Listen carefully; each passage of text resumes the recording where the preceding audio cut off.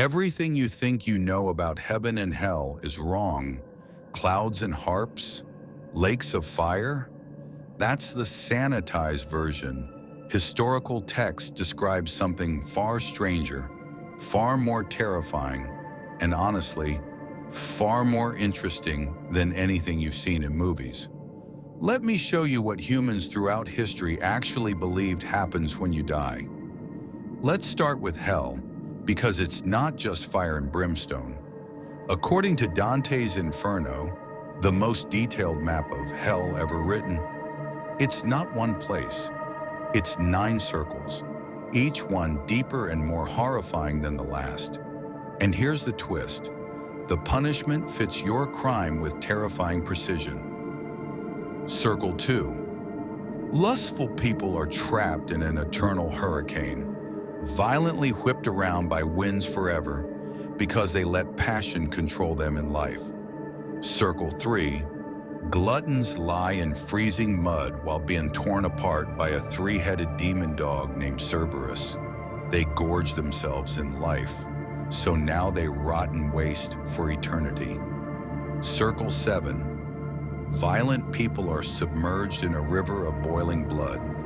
The more violent you were, the deeper you sink, forever. But those aren't even the worst ones. Here's what nobody tells you. The deepest part of hell isn't hot, it's frozen solid. Circle 9 is a lake of ice at the center of the earth. Traitors are frozen in it for eternity, some up to their necks, some completely encased. They can't move, can't speak, just frozen, forever, conscious, aware. And at the very center, Satan himself. But he's not ruling hell. He's trapped in ice up to his waist, condemned like everyone else. He has 3 heads and each mouth is eternally chewing on history's worst traitors. Judas, Brutus, and Cassius. Satan is crying. His tears freeze instantly, and his massive bat wings create the wind that keeps the entire lake frozen. Hell's ultimate irony? Even the devil is punished there. But wait, what if you were good? Heaven, according to medieval Christianity, isn't just clouds and angels playing harps. It's a cosmic hierarchy of 9 celestial spheres, each one more divine than the last. The first sphere, the moon. This is where people who broke their vows live. They're in heaven, but barely. It's the lowest tier, still perfect, but distant from God. The second sphere, Mercury, home to the ambitious, people who did good, but only for recognition. The third sphere, Venus, for those who love too much, not sinfully, but excessively. As you rise through the spheres, souls become less human in more pure light. They don't walk, they radiate. They don't talk. They harmonize in celestial music that creates the music of the spheres, the sound of the universe itself. But the highest level? The 9th sphere, the Empyrean. This is where God exists. And historical accounts describe something almost incomprehensible. God isn't an old man with a beard. God is described as an infinite point of light so bright that it contains all of existence. Around this light, 9 rings of angels spin at impossible speeds, singing in harmonies that would shatter human minds. Seraphim, the highest angels, are described as beings with 6 wings covered in eyes. They don't look comforting, they look alien. Wheels of fire within wheels, covered in eyes, spinning eternally. When humans in the Bible see angels, the first thing the angel says is, "Do not be afraid," because they're terrifying. Heaven, according to history, isn't peaceful. It's overwhelming.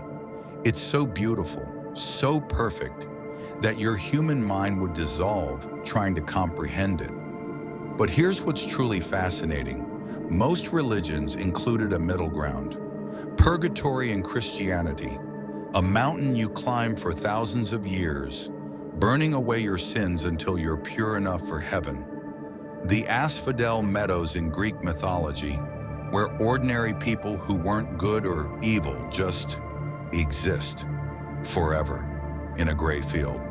Not tortured, but not happy, just there. Bardo in Tibetan Buddhism, a transitional state where you experience visions of peaceful and wrathful deities, and where you're reborn depends on how you react. Most of human history believed in something between eternal bliss and eternal torture, a waiting room, a test, a journey. So what's the point of all this? For thousands of years, humans have tried to answer the same question. What happens when we die?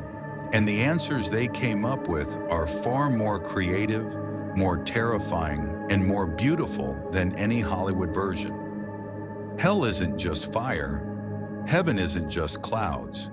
They're complex, layered, psychological realms designed to reflect the life you lived. Whether you believe in them or not, these visions shaped civilization. They influenced art, law, morality, and culture for millennia. And maybe, just maybe, they tell us more about what it means to be human than what comes after death. If this made you think, subscribe. Drop a comment about which circle of hell you'd end up in. Be honest. And check out our video on near-death experiences next, because some people claim they've actually seen what's waiting. Until next time, live like heaven is real, just in case.